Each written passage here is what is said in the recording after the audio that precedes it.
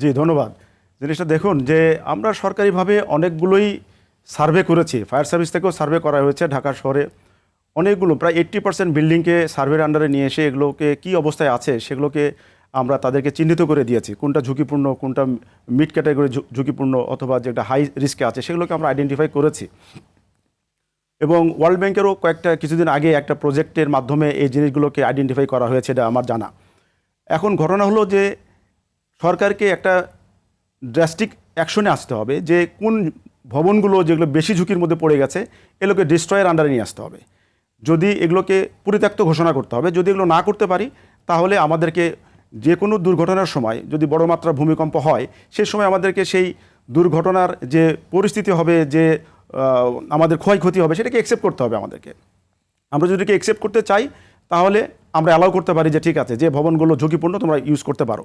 আর যদি সেখান থেকে আমরা সেই ক্ষয়ক্ষতির পরিমাণকে কমায় নিয়ে আসতে চাই তাহলে অবশ্যই সেগুলোকে আমাদের পরিত্যক্ত ঘোষণা করে সেগুলোকে ব্যবহার নিষেধ করতে হবে।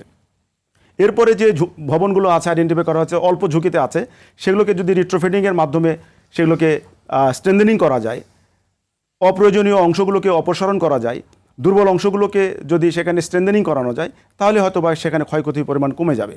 আর ভবিষ্যতে যে বিল্ডিংগুলো হচ্ছে, একটু আগে ডক্টর তাহমিদ বললেন যে বর্তমানে আমরা সেই বিল্ডিং কোডকে মানতে চাচ্ছি, ইঞ্জিনিয়াররা সেগুলোকে মানার জন্য ডিজাইন করছেন, কিন্তু ইমপ্লিমেন্টেশনে আমাদেরকে সেই নজরদারির মাধ্যমে সরকারের মনিটরিং সেলের মাধ্যমে সেগুলোকে বাধ্য করতে হবে সেটা যেন আমরা ইমপ্লিমেন্ট করছি কিনা।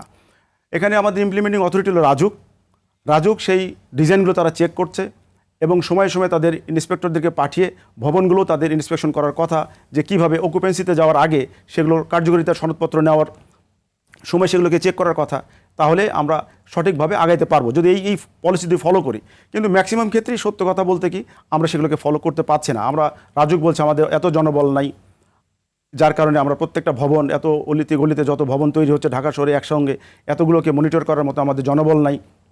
তো আমি সাজেশন দেব, যদি সরকার পারে আউটসোর্সিং করুক, কোনো প্রতিষ্ঠানকে আউটসোর্সিং করুক। অনেকগুলো প্রতিষ্ঠান এরিয়া বেস যদি আউটসোর্সিং করে তাদেরকে যদি সক্ষমতা দেওয়া যায় যে তারা সেখানে বড় বড় প্রতিষ্ঠানগুলো যেরকম বুয়েট আছে বা অন্যান্য প্রতিষ্ঠান যারা আছে সেখানে যারা স্কলার যারা আছেন তারা সেখানে লিড নিতে পারেন, এইভাবেও কিন্তু আমরা মনিটরিংয়ের আন্ডারে নিয়ে আসতে পারি আউটসোর্সিংয়ের মাধ্যমে।